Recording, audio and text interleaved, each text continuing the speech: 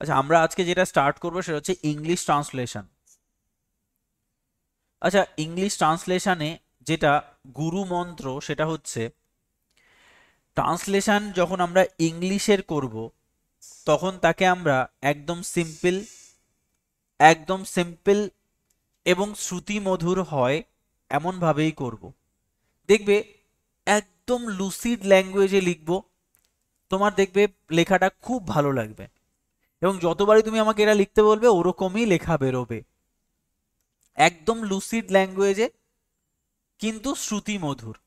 দেখবে আমি পুরো লাইন ভেঙে ভেঙে ভেঙে ভেঙে তোমাকে ট্রান্সলেশন করাবো, ঠিক আছে?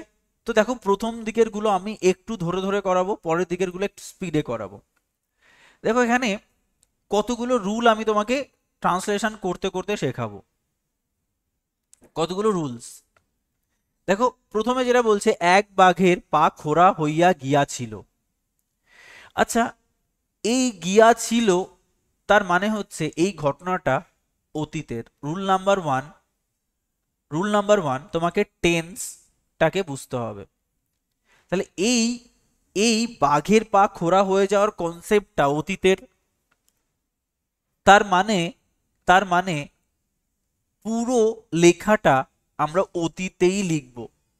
যেমন অনেকে যেটা ভুল করে, বাসা ছাড়িয়া সে নড়িতে পারে না, এই লেখাটা বর্তমানের। তাহলে অনেকে হয়তো এটাকে প্রেজেন্ট টেন্সে ট্রান্সলেট করবে, কিন্তু না, লেখাটা একবার যদি অতীত হিসাবে প্রতিপন্ন হয় তাহলে তাকে আমরা প্রেজেন্ট করতে পারবো না, এটা পাস্টেই হবে। ক্লিয়ার? তাহলে প্রথম কি, টেন্স তোমাকে আইডেন্টিফাই করতে হবে যে লেখাটা আমি পাস্ট করব না প্রেজেন্ট করব। তাহলে রুল নাম্বার ওয়ান তোমার কাছে ক্লিয়ার হয়েছে। তাহলে রুল নাম্বার ওয়ান কি, প্রথমে একবার ট্রান্সলেশন পড়ে বুঝতে হবে যে এই ট্রান্সলেশনটা অতীতের নাকি বর্তমানের। দেখো, এই সব তোমরা বারবার বারবার করে প্রেজেন্ট লিখে ফেলবে, কিন্তু না, তাতে প্রবলেম হবে। তুমি ভাবো যে এক বাঘের পা 30 বছর আগে খোঁড়া হয়েছিল, তার বাসা এখনো বনের মধ্যে, তার ঘর এখনো বনের মধ্যে, সে এখনো নড়তে পারে না। আরে সে মরে কবে ভূত হয়ে গেছে সে তুমি জানো না। তাই ওরিয়েন্টেশনটা সেম রাখতে হবে। ক্লিয়ার? Rule number one. দেখো, কিছু রুলস তোমাকে ফলো করতে হবে।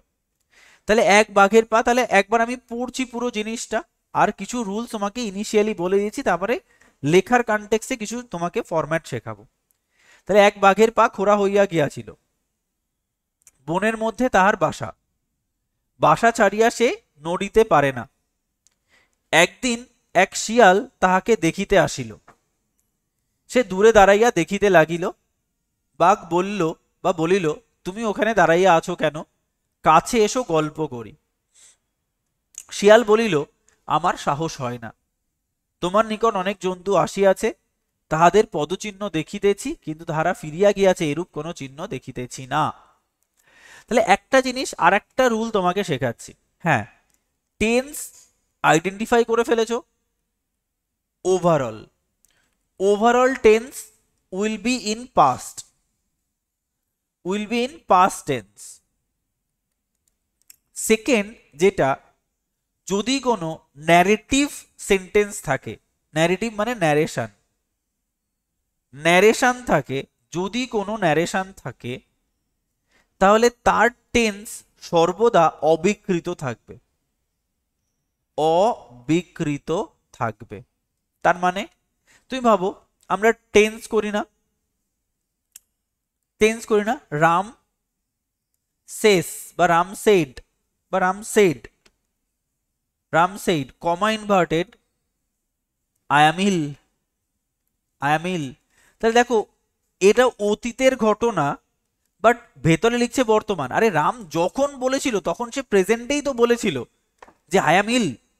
যখন তুমি এটাকে ন্যারেশন করো, Ram said that Ram said that Ram said that he was ill. তুমি যখন একে তোমার আঙ্গিকে সেই সময়ের কনটেক্সটে ব্যাখ্যা করো, then you change the tense. But যখন ন্যারেশন থাকছে তখন কিন্তু ওই ফর্মটা কমা ইনভার্টের মধ্যে অবিকৃত অবস্থায় থাকে। যদি বলতো Ram said I was ill, তাহলে কিন্তু Ram said that he had ill বা হি হ্যাড বিন ইল, তাই না? তাহলে আমরা কি করতাম, আমরা যখন ন্যারেশন করি তখন কমা ইনভার্টারের মধ্যে কোনো টেন্সের পরিবর্তন করি না, অবিকৃত টেন্স থাকে। দুটো রুল তোমাকে আমি এই ক্ষেত্রে শেখালাম। লেখাটা অলওয়েজ লুসিড হবে, বারবার বলছি। তো চলো আমরা প্রথম ট্রান্সলেশনটা করি। একদম সিম্পলি দেখবে কত সময় নিয়ে নিয়ে আমরা এই 4-5টা লাইন করব, বাট আমি চাইছি তোমরা এটাকে সেইভাবে শেখো। এক বাঘের পা খোরা হইয়া গিয়াছিল। প্রত্যেকটা ওয়ার্ডের মিনিং কিভাবে সাজাতে হয় এত বয়সে বা এই এজে এসে তোমাকে কেউ এইভাবে শেখাবে না। সবাই তোমাকে লেখাবে যে লেখো, কিন্তু না, এই এজে এসেও আমাদের অনেকের আছে ইংলিশে একটু প্রবলেম হয়। এক বাঘ, তো কি হবে, এ টাইগার, এ টাইগার। তারপর আমি সাজাচ্ছি তোমাকে টেন্স দিয়ে, এ টাইগার। দেখো, গিয়েছিল মানে অতীতে, পা খোরা। আচ্ছা, পা খোরাকে আমরা কি বলি, লেম। খোরা পা বলে না, খোরাচ্ছে, লেম। আর হওয়া বিকাম বা বিকেম হবে, তাই না? কেন অতীতের হওয়া, তাহলে এ টাইগার লেম বিকেম তো হয় না, এটাকে কি লেখা হবে, a tiger became lame, became lame. দেখো কত ইজি। বা আমরা কি বলতে পারি, এ টাইগার গট লেম, গটও লিখতে পারো এর পরিবর্তে। তাহলে এ টাইগার কি হয়েছিল, বিকাম হয়েছিল, তাহলে এটা কি হবে, একটা বাঘ হয়েছিল খোরা। এ টাইগার বিকেম লেম, তাহলে একটা বাঘ হয়েছিল খোরা। বনের মধ্যে তাহার বাস। তাহলে বলো তো, বাঘের বা সিংহর বাসাকে আমরা কি বলি, ডেন বলি না, ডেন। তাহলে বাসা কি হবে, বাঘের বাসা ডেন। আর বন মানে তো ফরেস্ট, তাহলে তাহার বাসা ছিল বনের মধ্যে বা তার বাসা ছিল বনে, এই ট্রান্সলেশন করতে হবে। বনের মধ্যে তাহার বাসা, এটা বাংলা, বাট তাহার বাসা বনের মধ্যে, তাহলে আমি বলতে পারি its its its den, its den was in a forest, its den. আচ্ছা, সবসময় মাথায় রাখবে, পশু পাখি এদের ক্ষেত্রে অলওয়েজ ইট হিসাবে ব্যবহার করবে, মানুষ হলে হি, হিম, শি এইভাবে ইউজ করা হবে। তাহলে যেহেতু বাঘ একটা পশু পাখি, তাই আমরা ইট ইউজ করলাম। তাহার বাসা ইটস ডেন কোথায় ছিল, ওয়াজ ছিল, ইন আ ফরেস্ট একটা বনের মধ্যে। A tiger became lame, its den was in a forest. বাসা ছাড়িয়া সে নড়িতে পারে না, বাসা ছাড়িয়া সে নড়িতে পারে না। দেখো, বাসা ছাড়িয়া সে নড়িতে পারে না মানে সে পারে না নড়িতে বাসা ছেড়ে। তাহলে আমরা বলতে পারি যে ইট ইট পারা মানে ক্যান, যেহেতু এটা পাস্ট টেন্স হবে দ্যাট উইল বি কুড। তাহলে ইট could not, it could not, এটা পেরেছিল না, ইট কুড নট। দেখো, নড়া মানে মুভ করা, move, it could not move, it could not move. দেখো, এর সঙ্গে একটা যদি তুমি ফেজাল ভার্ব অ্যাড করো, মুভ আউট মানে বেরোনো। It could not move out, move out from its den, from its den, it could not move out from its den. তুমি যদি আউটটা নাও দাও, তাও তুমি নিজের মতো করে লেখো, it could not move from its den, চলবে, চলবে না এমনটা নয়, চলবে, আউটটা হলে ভালো হয়। It could not move out from its den. দেখো কত লুসিড ল্যাঙ্গুয়েজে আমরা লিখছি। একদিন এক শিয়াল তাহাকে দেখিতে আসিল। একদিন মানে ওয়ান ডে, ওয়ান ডে। শিয়াল, এক শিয়াল মানে এ Jekyll, one day a Jekyll.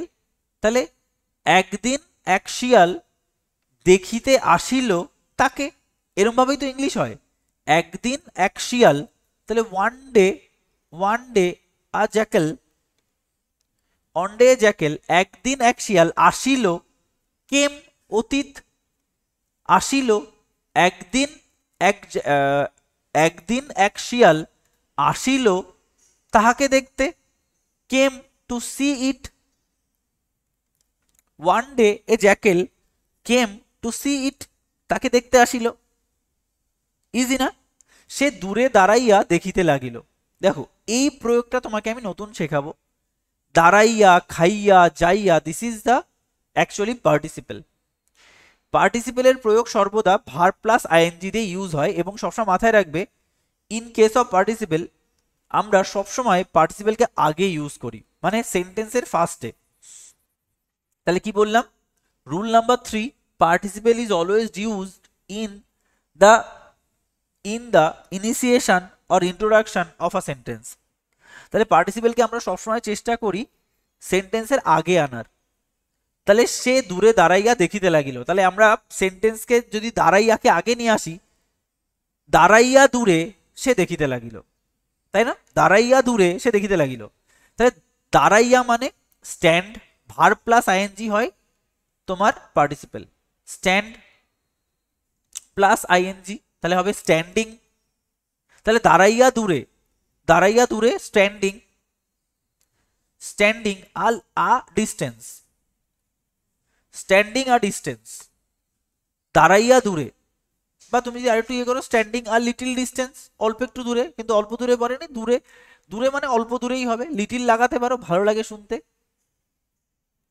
বা স্ট্যান্ডিং আ ডিস্টেন্স বা স্ট্যান্ডিং আ লিটিল ডিস্টেন্স, কমা দূরে দাঁড়াইয়া হয়ে গেল, দূরে দাঁড়াইয়া দূরে সে দেখিতে লাগিল। তাহলে সে মানে এই জ্যাকেলটা, ইট, জ্যাকেলও একটা মানে পশু পাখি, তাই ইট ইউজ করলাম। ইট কি started to observe, it started to observe. তো এটা একটা ভালো প্রয়োগ আছে, যদি শিখে নিতে পারো। স্টার্টেড টু অবজার্ভ কে একসাথে লেখা যায় started observing, started observing, started observing. কি বললাম? স্টার্টেড টু অবজার্ভ হচ্ছে বিহারি ল্যাঙ্গুয়েজ, হচ্ছে এর ভালো ল্যাঙ্গুয়েজ হচ্ছে স্টার্টেড অবজার্ভিং। তাহলে standing a little distance, it started observing, but it started to observe. যদি তুমি ইনিশিয়ালি না পারো, ব্যাস এনাফ। যদি অবজার্ভিং না লেখো তাহলে লেখো looking at den, it started looking at den. ঠিক আছে? তাহলে standing a little distance it started observing the den add করে দাও। কি দেখছে? ডেফিনেটলি ওটাকেই দেখছে, den. Or started looking the den বা started to observe the Dan.